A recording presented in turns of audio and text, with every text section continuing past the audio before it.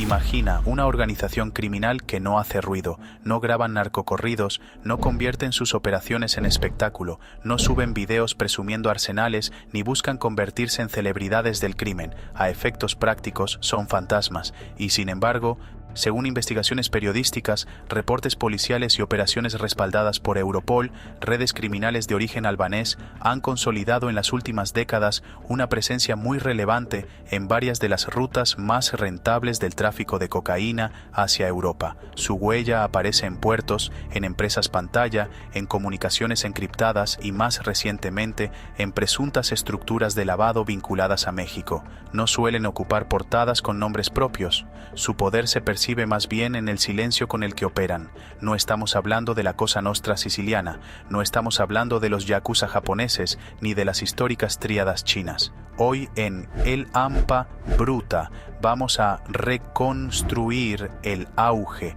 la estructura cerrada y la expansión transnacional de una de las redes criminales más opacas y adaptables del panorama contemporáneo, la llamada mafia albanesa.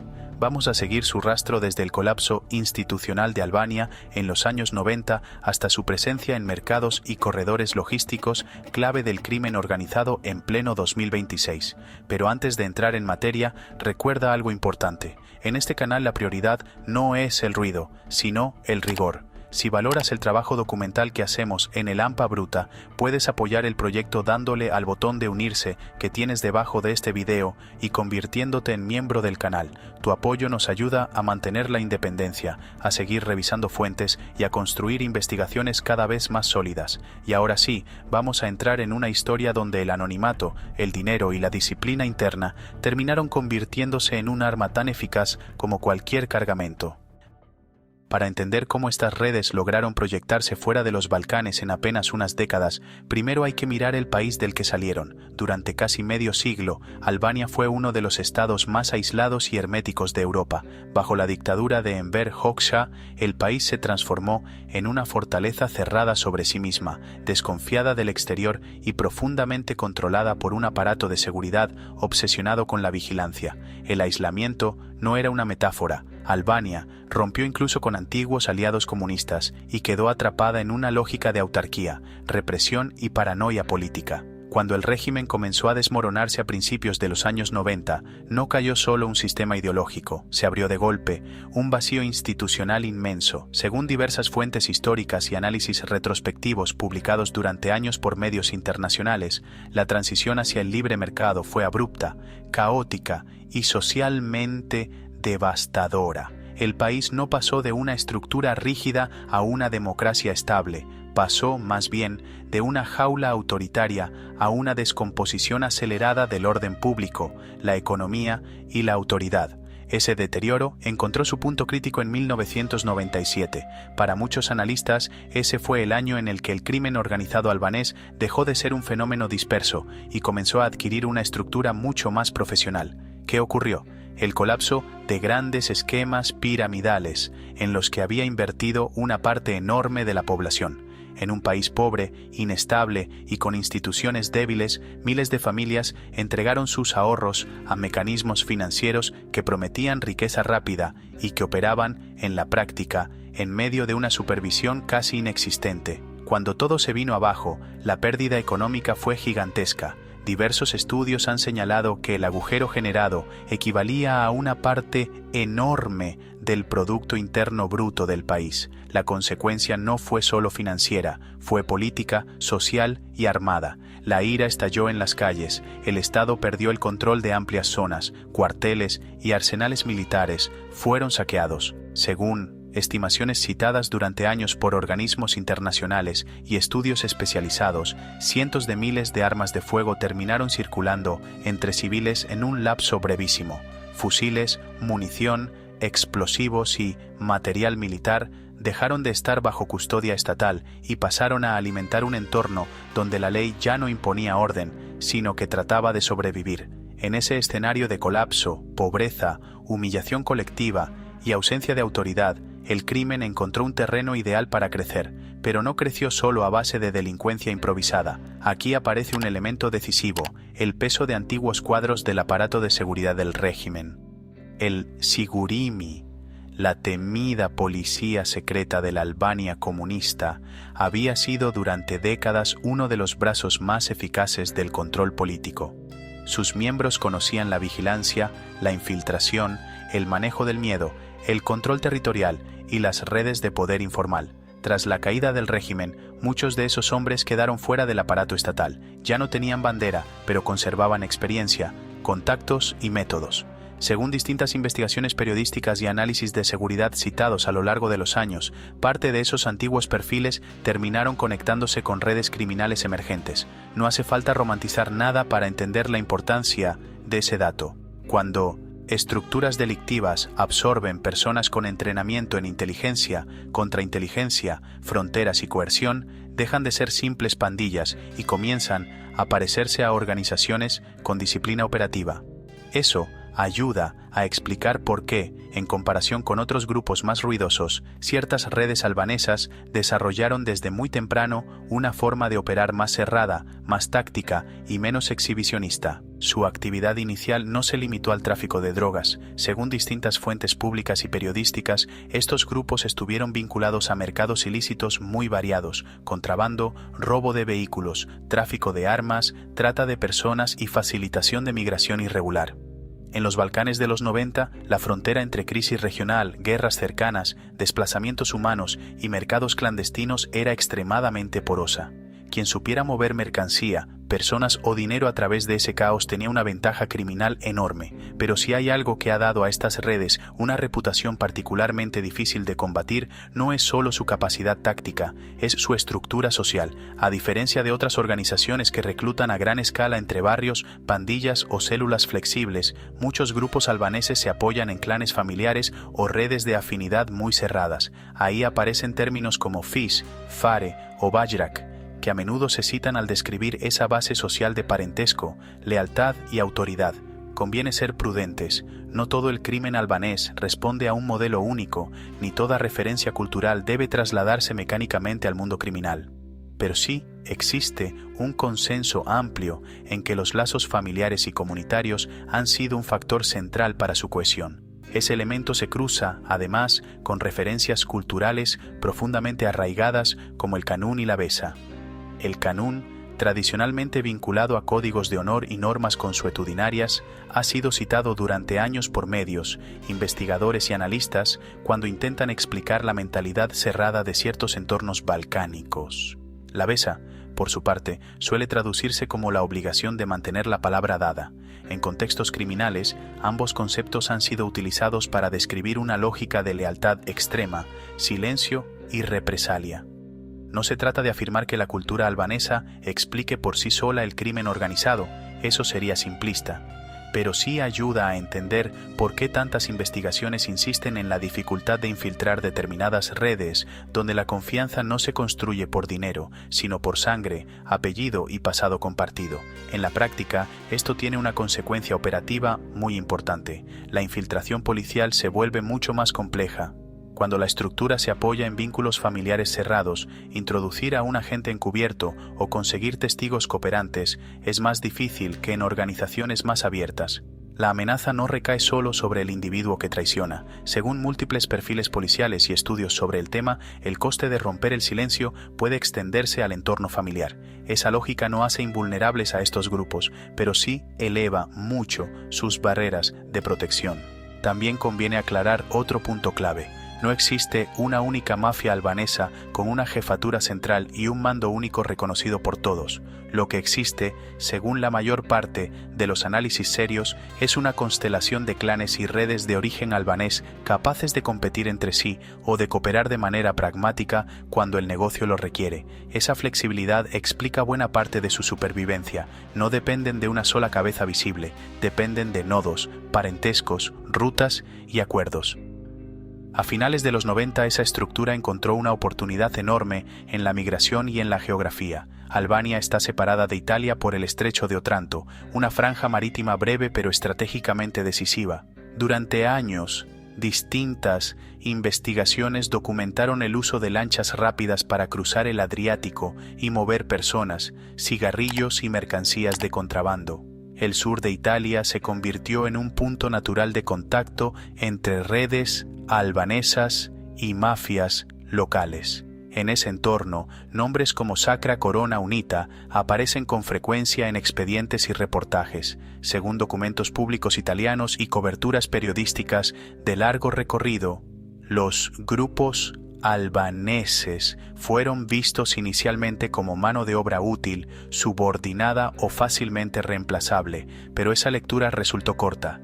Aprendieron rápido, entendieron las lógicas del puerto, del soborno, de la distribución y de la protección, y con el tiempo pasaron de desempeñar papeles secundarios a participar con mucha más autonomía en rutas críticas del tráfico de heroína y otras economías ilícitas asociadas a la llamada Ruta de los Balcanes. No fue una sustitución instantánea de las mafias italianas, sino una convivencia competitiva y pragmática en la que los grupos albaneses fueron ganando terreno. El siguiente salto se produjo más al norte. La guerra de Kosovo y los desplazamientos que generó abrieron nuevas ventanas de movilidad hacia Europa Occidental. Según investigaciones citadas durante años en Reino Unido, ese contexto facilitó la llegada de individuos y redes que se asentaron discretamente en suelo británico. A partir de ahí, distintos reportes policiales, trabajos periodísticos y análisis académicos comenzaron a señalar el crecimiento de grupos albaneses en economías criminales locales: trata, prostitución, cannabis y cada vez más cocaína. En Reino Unido es donde esta historia adquiere una dimensión especialmente visible. Conviene evitar titulares simplistas, pero también sería un error restar importancia a su peso. Según reportes oficiales y trabajos periodísticos de referencia, grupos de origen albanés han ganado una posición relevante en partes del mercado mayorista de cocaína en Reino Unido. Parte de su crecimiento se explica, según esas investigaciones, por una mezcla de disciplina interna, pragmatismo comercial, intimidación selectiva y disposición a reducir márgenes para entrar en mercados ya ocupados. En otras palabras, en lugar de buscar solo prestigio criminal, buscaron cuota de mercado. Ese detalle es importante. Algunas organizaciones tradicionales basaban buena parte de su reputación en el simbolismo del miedo. Estas redes, en cambio, fueron descritas muchas veces como estructuras orientadas al negocio, menos interesadas en la teatralidad y más concentradas en eficiencia, suministro y control de la cadena, no porque fueran menos violentas cuando lo consideraban necesario, sino porque entendieron algo esencial. En mercados saturados, la discreción y la fiabilidad pueden valer tanto como la intimidación. A medida que la demanda de cocaína en Europa crecía, depender de intermediarios resultaba cada vez menos atractivo, y ahí es donde la historia se desplaza hacia Sudamérica, especialmente hacia Ecuador.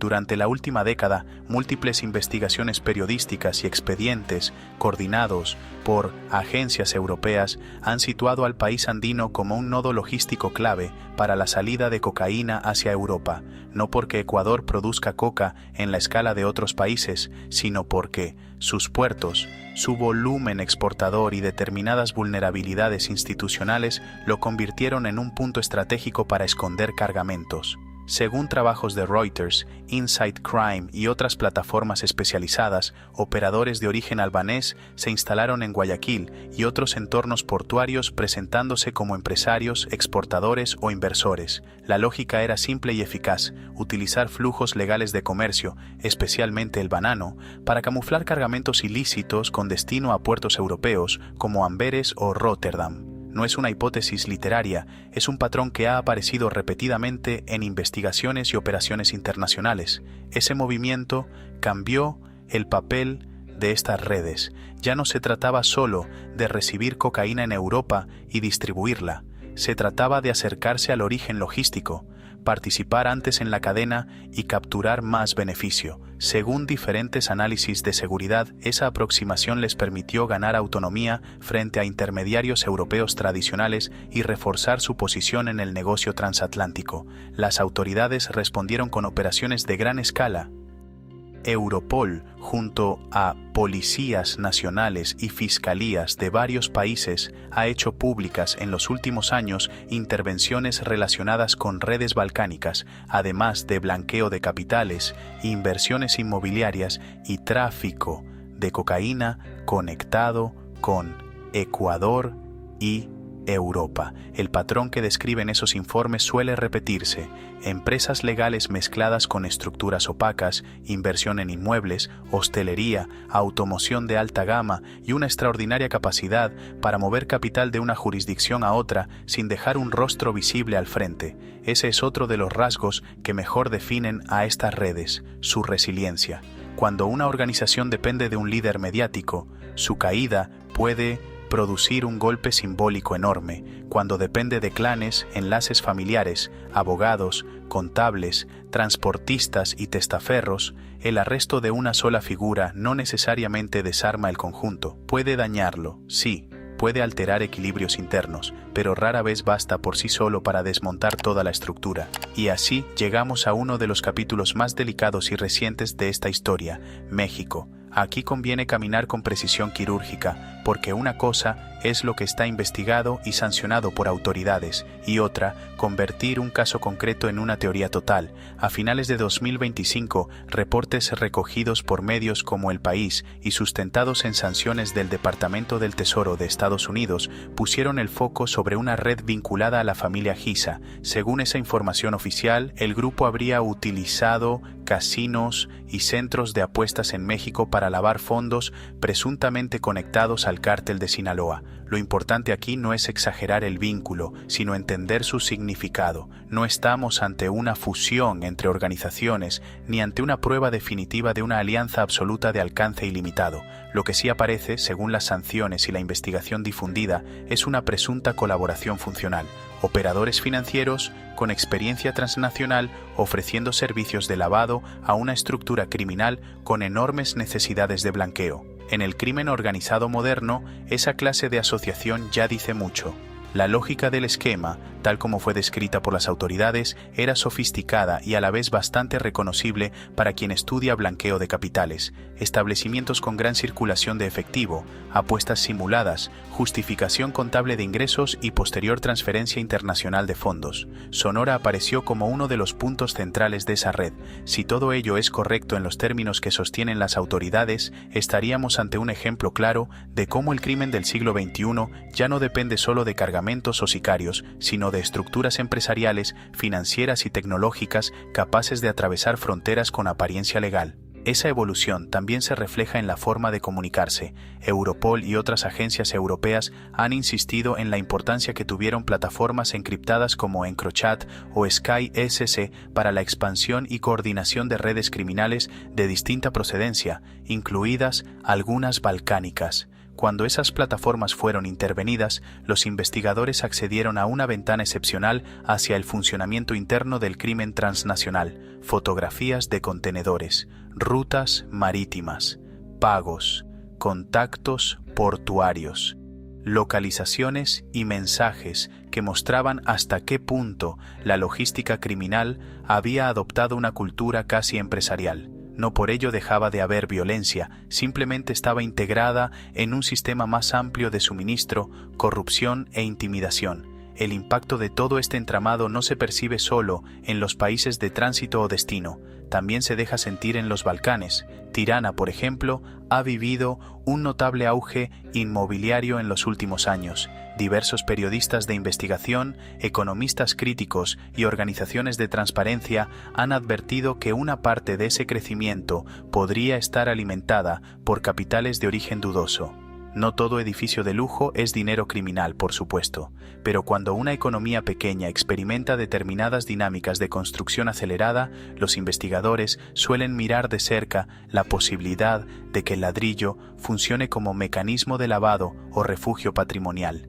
Por eso resulta tan difícil erradicar estas redes. No se limitan a vender una mercancía ilegal, manejan dinero líquido, invierten, corrompen, compran protección, explotan vacíos regulatorios y se adaptan con rapidez a nuevas tecnologías. Según distintas fuentes policiales citadas en medios europeos, esa combinación de capital, discreción y capacidad de intimidación Les permite mantenerse operativas incluso bajo presión constante. Si una ruta cae, buscan otra. Si una plataforma encriptada es desmantelada, migran. Si un testaferro es detenido, otro ocupa su lugar. La historia de la mafia albanesa, o más precisamente de las redes criminales de origen albanés, no es solo la historia de un grupo delictivo, es también la historia de cómo el crimen organizado supo leer el nuevo mundo antes que muchas instituciones. Nacieron en el vacío de poder dejado por un Estado colapsado, se fortalecieron en un entorno de migraciones, guerras regionales y fronteras porosas, aprendieron a negociar con mafias tradicionales, a integrarse en mercados europeos y a proyectarse hacia América Latina cuando entendieron que el verdadero poder estaba en controlar más eslabones de la cadena. Y hay una última lección que conviene no perder de vista. A diferencia de otros capos que buscaron el foco mediático y terminaron convirtiéndose en objetivo permanente, estas redes comprendieron que el anonimato también es una forma de poder. No necesitan canciones, series ni altares públicos, les basta con puertos infiltrados por corrupción o utilizados por redes criminales, empresas pantalla, abogados eficaces, rutas estables y suficiente dinero para comprar silencio. En el crimen organizado contemporáneo, la sombra no es una consecuencia del poder.